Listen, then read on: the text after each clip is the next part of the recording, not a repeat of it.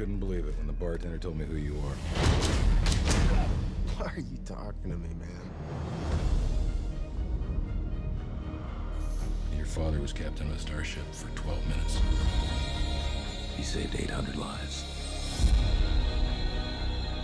including yours. I dare you to do better.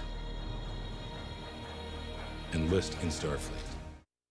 I've got to admit, I've never seen a Star Trek movie before this, so I'm new to the franchise. Yeah. But there was one cool thing that happened after the screening, which is that I walked up to someone who was a huge Trekkie, and we both had one feeling, and that feeling was that we felt that this movie was made specifically for us. Oh my God, it's awesome. So was it difficult to encapsulate and get people, obviously, you know, generations that hadn't been familiar with the franchise, but also yet to please the people that, you know, live for this franchise? Well, first of all, thank you. You made my days. Secondly, I was like you. I was not a fan of Star Trek. I kind of thought like, oh yeah, that's for them. I'd seen some stuff, but it wasn't my thing. And one of our writers is a huge Star Trek fan. So I think that what was nice was, you know, I didn't feel like it was sacred. I could sort of make creative choices for in my mind, what was best for the movie. And Roberto Orsi, one of the writers, knew those people who love it so much. So I think we got to sort of have both sides of the coin on this.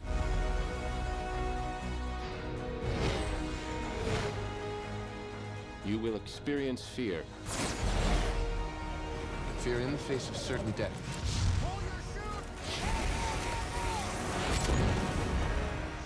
I love the initial, you know, tension, headbutting that Spock and Kirk have. You know, how did you guys kind of develop that? Did you do like thumb wars, like staring contests? Did you just kind of wrestle around and get that testosterone going? Those were the three. Yeah. Those three, Thumb exactly. wars. Thumb wars, arm wrestling, contests. content.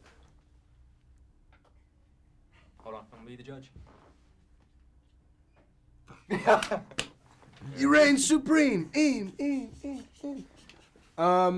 That was the most intense staring contest I've ever seen in my entire life. It reminds me of Will Ferrell. Do you ever see him do Goulet when he has a staring contest with a goat? You win. You always do. Yes. My man. Love it.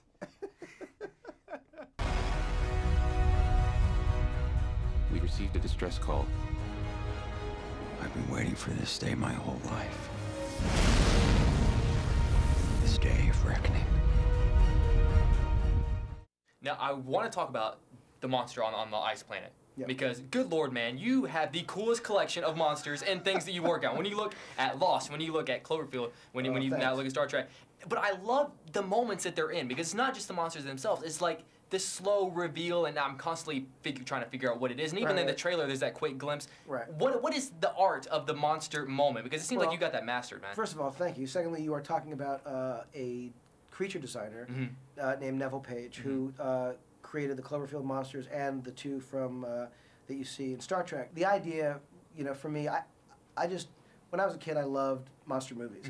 And so I don't want to overdo it or, you know, be a slave to that kind of stuff. But I got to say, if you're doing a Star Trek movie, this is the world where, you know, you never know what you're going to find, or what, you know, and we knew we needed a threat in that sequence to make that sequence work. So it was really fun to once again work with Neville, have him design a couple, you know, awesome creatures, and then you work with ILM to bring them to life. So it was really fun. We've got no captain and no first officer to replace him. Yeah, we do.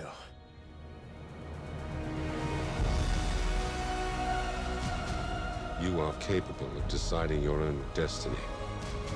The question is, which path will you choose? So, have the fans started kind of coming out, and, you know, have they, you know, has it gotten to the point where you can't even walk down the street anymore? We were in, yeah, a little bit. I mean, it's weird. Like WonderCon was. WonderCon was pretty intense, and also when we got back from our world tour, you know, there were like 40 people waiting for us after a 12-hour flight, and then 45 minutes waiting to get through customs, and all of a sudden, like, it was the last thing we expected. And it did actually bear some impact on our ability to sort of connect with one another one final time before we said goodbye. And, you know, we had to then all of a sudden be ushered to our cars. And it's a strange sort of phenomenon that that's evolved. And I think that from my money, I've just tried to take it as it comes and be clear about my boundaries and my ability to be comfortable with and my capacity to handle certain things. And as long as people are respectful of that, I'm happy to engage them.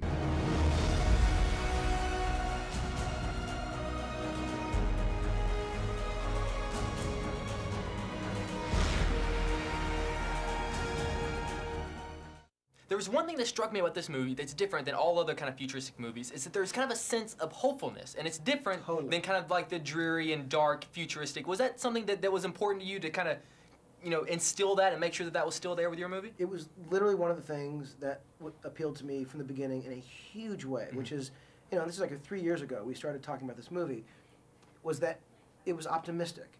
You know, almost every future vision that, you know, was not some ridiculous comedy would depict a future that was post-apocalyptic, pre-apocalyptic, grim, dark, cynical.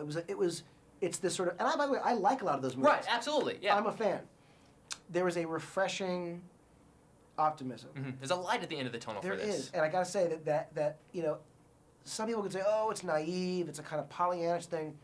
To me, it is just a wonderful idea that we will survive, that we will collaborate, we will work together over cultural lines, racial lines, you know, religious, species, doesn't matter. We will collaborate, and we will thrive. And that, to me, alone, is a wonderful idea, and that was what Gene Roddenberry created almost half a century ago. James T. Kirk was a great man, but that was another life. They're locking torpedoes. Emergency evasive! Fire everything!